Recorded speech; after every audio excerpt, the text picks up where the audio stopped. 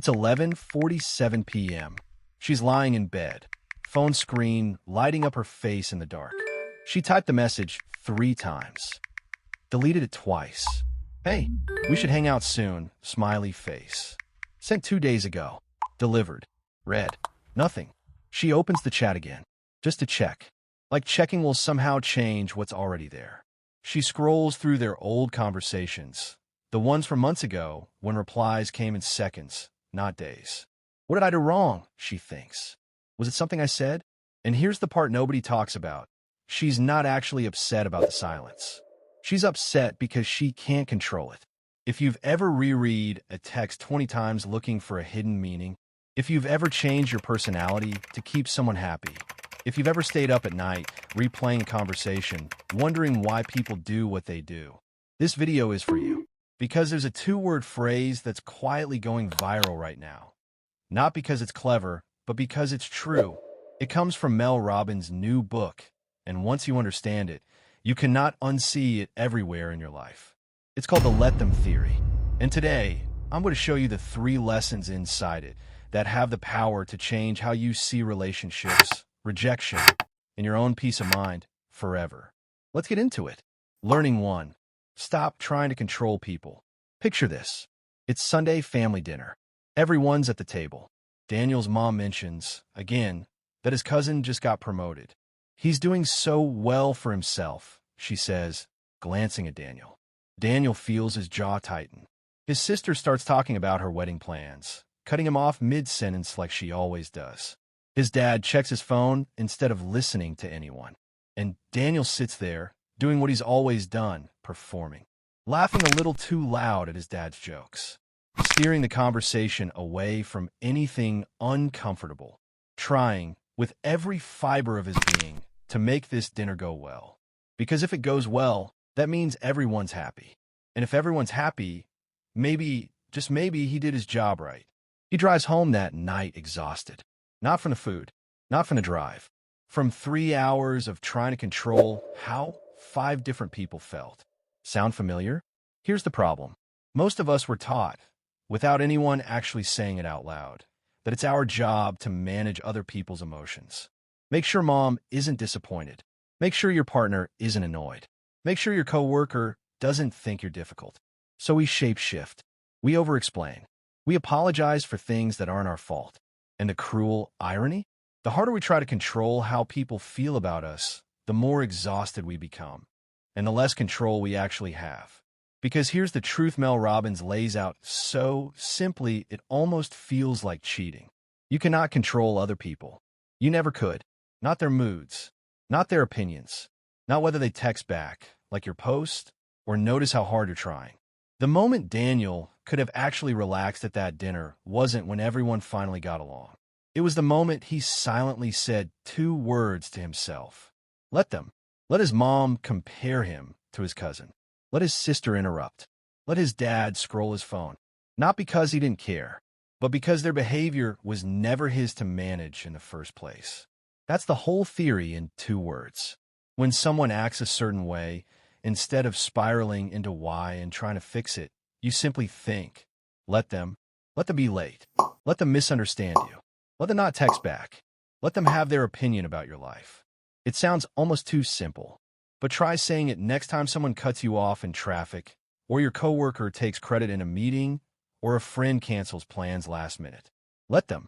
Feel that? That small drop in your shoulders? That's what releasing a rope you were never meant to be holding feels like. Learning 2. Let them. Then let me. Now here's where most people get it wrong. Meet Nina. She just had her idea shut down in a work meeting again. Her manager said, let's circle back to that, which everyone in the room knows means never. A coworker, meanwhile, pitched a half-finished idea with total confidence and got praised for thinking big. Nina sits there, smiling, nodding, swallowing the frustration like she always does. She tells herself, it's fine. Let it go. Let them have their meeting. Let them not see my value. She practices the first half of the theory perfectly. But that night, scrolling on her couch, she still feels small. Invisible. Like she's somehow less capable than people who talk twice as much and think half as hard. And this is the trap. Because let them isn't supposed to be the whole sentence. If you stop at let them, you don't get peace, you get passivity. You get people walking over you while you silently tell yourself you're being zen about it. This is the part of the book most people skip, and it's actually the most powerful half of the theory. Let them, then let me. Let them have their reaction, their opinion, their meeting where they ignore your idea. Then let yourself act. Let me speak up next time, calmly and clearly, instead of waiting to be noticed. Let me ask for the feedback directly instead of guessing why I got passed over. Let me build the confidence they have instead of resenting them for having it. This is the difference between giving up your power and giving up control over things that were never yours. Nina doesn't need her manager to suddenly see her brilliance. She needs to stop outsourcing her self-worth to a meeting room. So a week later, she does something different. She lets her manager run the meeting the way he always does, interrupting, glossing over her points, favoring louder voices. Let them. But afterward, she sends a follow-up message. I'd like 10 minutes to walk you through the proposal in detail.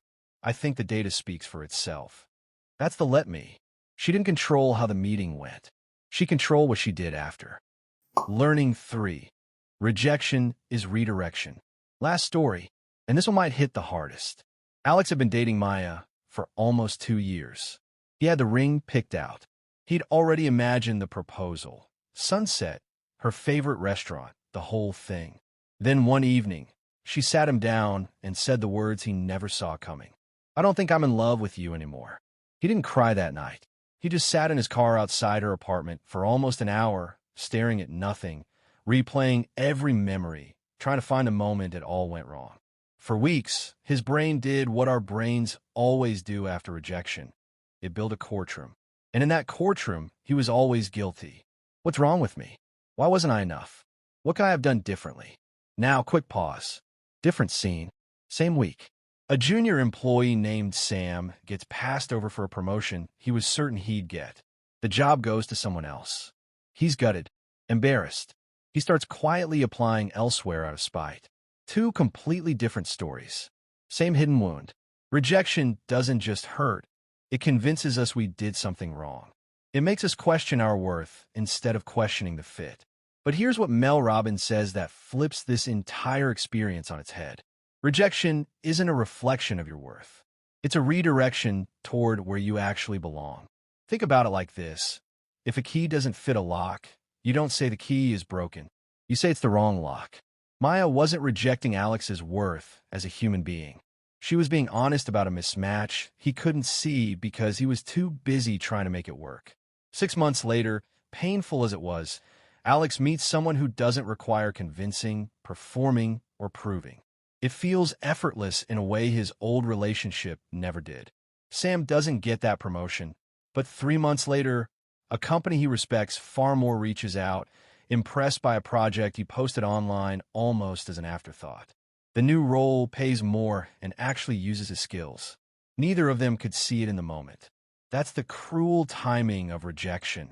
It always feels like an ending while you're living through it, and only looks like redirection once you're far enough down the new road to turn around.